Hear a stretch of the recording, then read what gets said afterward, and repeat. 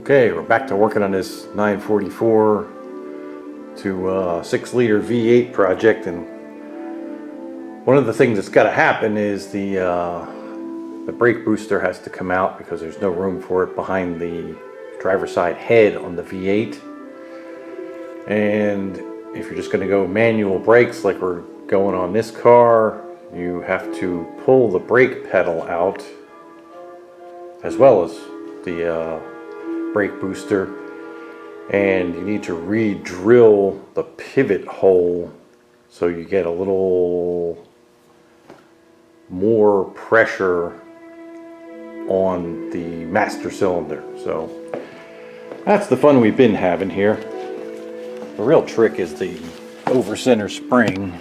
Well, it's not an over center spring on a clutch, but the brake has a return spring too, which is kind of difficult to get to because of this wiring that's up in here. There's a wire harness that goes right just about against the brake pedal, and isn't really a problem until you try to slide the pedal out on, that's the pin that the pedal rides on. So that's a little tricky to get out. So anyway, we have it out.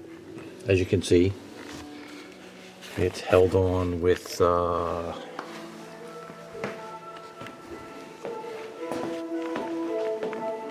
here it is. I have it mocked up here. This is the original pivot hole. That's basically where this guy connects to, that would have gone through the brake booster. So it has to be 3/4 of an inch further that way. So we've got a mark 3/4 of an inch up from there, which we're going to drill. And as I was saying earlier, it has 2 of these bushings to ride on, which you want to have lubed up really good. These 2 washers going in, and this is the clip. There's a slot around that rod that I showed you, and this clip fits into it.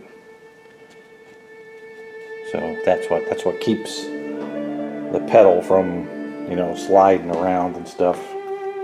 And these little bushing thingies make it so that it operates smoothly. And you want all that stuff to be nicely lubed up when you put it back together. So right now we're going to drill this hole, and then we should be ready to put this back in. Well, here's the finished brake pedal. Drilled this hole 3/4 of an inch up from this one, and everything fits on there real good. Now time to lube it all back up and stick it in there. That'll be a fun challenge. Real trick is getting the spring to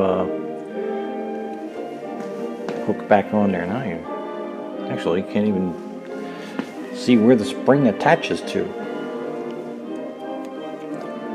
Somewhere on here. Let's take the clamp off.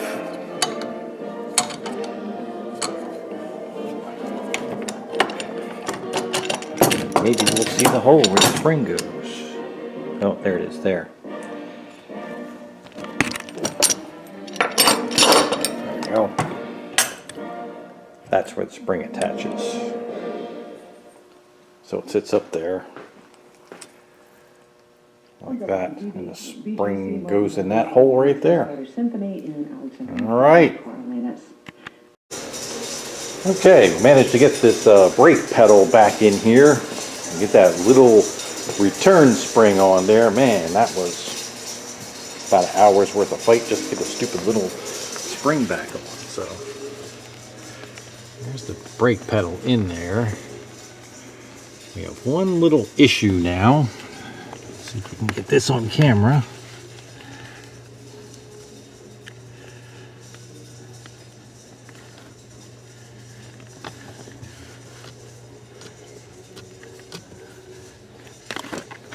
think it's on this side. Get out of zoom here. Okay, where is it? Difficult to see, but the new push rod, where that goes right there, yeah.